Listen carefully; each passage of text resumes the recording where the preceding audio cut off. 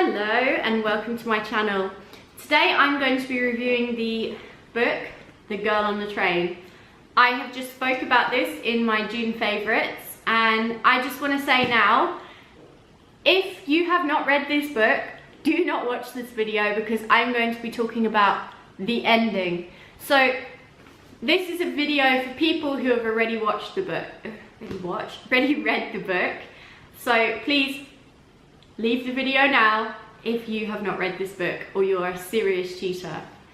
Anyway, this book was like, wow. And I don't know, did anyone else feel like when they were reading it, they had like they almost thought it was one person with split personalities, because that's what the kind of vibe that I was getting from the book the whole time. And obviously it turns out that it's not, like it's genuinely 4 or 5 different people. But as well, I feel like with this book, I was really disappointed by the ending. And I would love anyone else who's read the book, if you were disappointed with the ending, please comment down below and just tell me I'm not the only one. I just feel like it builds it up the whole time. And you're like, oh gosh, what's gonna happen? What's gonna happen? And I'll be honest, like, maybe I'm a bit slow or silly, but I did not pick up that it was Rachel's husband, ex-husband. I did not even suspect him until the very end of the book. When it got to the last chapters, I started to think it was him. And that was just because they were making it almost blatant. But then I kind of thought, oh, they're making it too obvious that it's him, so it's gonna get to the ending and it's gonna be someone else. But it was him, so it did build up suspense, because I mean, I'll be honest, the whole time I thought it was either the psychologist, or I thought that the biggest theory I had from the beginning was it was Rachel. And the theory I had was she had, like I said at the beginning, like a split personality disorder, or she was so drunk she didn't know that she'd killed her, and she'd killed her because of obviously what she saw from the train. But I just felt like the ending, I almost saw a future for Rachel and Scott, and when it got to the ending and nothing happened between her and Scott, I think that was my biggest disappointment. And I feel like a lot of it was very elusive, it wasn't tied up.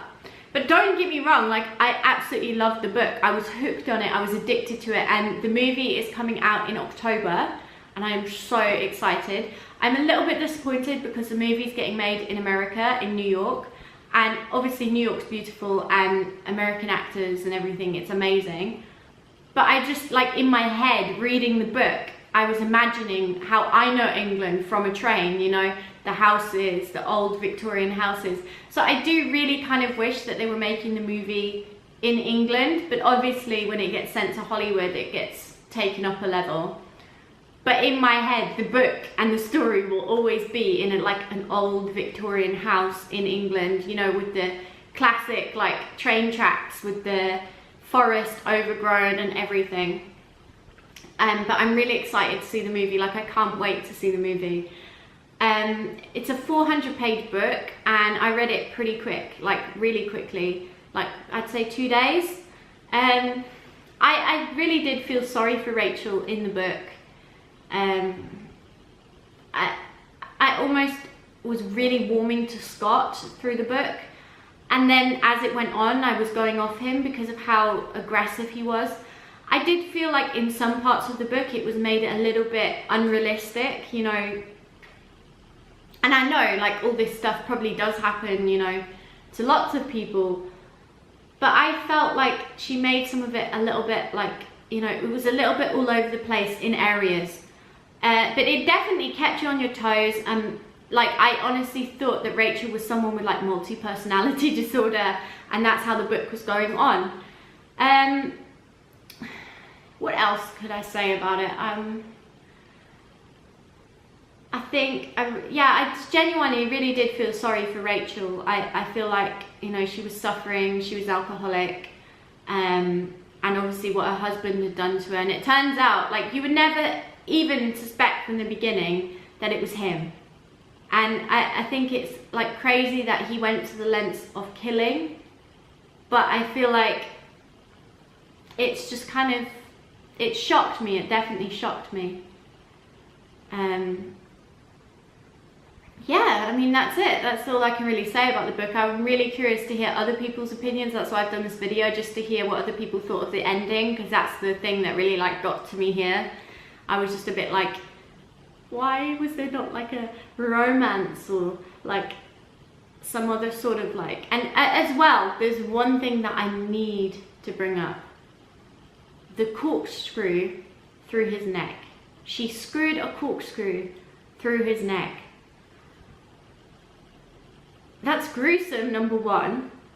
And number two, I felt like it was just a bit unrealistic. Like, can you imagine someone in someone's back garden screwing a corkscrew into the neck? Anyway, that's when I got like a bit confused. I was like, is he really dead? You know, because she is drinking a lot, so the corkscrew could be related to that. But maybe that's me thinking into it too much. And it was, because it ended. But then I almost felt like towards the end of the book, did anyone else feel like they could make a second book about what happens? I mean, I'm sure that's how it's supposed to work. But anyway, I mean, it's a great read, and please let me know what you thought of the book. So